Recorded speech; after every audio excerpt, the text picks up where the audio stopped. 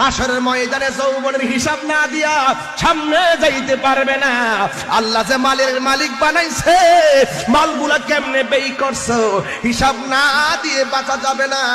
ওই কঠিন মুসিবতে আল্লাহ রাব্বুল আলামিনের হাবিব বলেন 7 শ্রেণীর মানুষকে আমার আল্লাহ আরশে আজিমের নিচে ছায়া দিবে।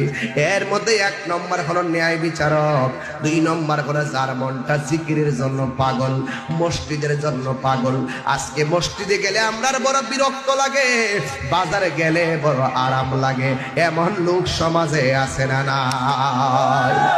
অথচ আমার নবী বলেছেন সবচাইতে নিকৃষ্ট জায়গা হলো বাজার, আর সবচাইতে উত্তম জায়গা হলো আমার আল্লাহর ঘর মসজিদ। আমার নবী আপনার নবী বলেন মসজিদের ভিতরে যদিও নামাজ না পড়ে চুপচাপ বসে থাকতে তার নাম ইবাদত। কথা কোন ঠিক কিনা?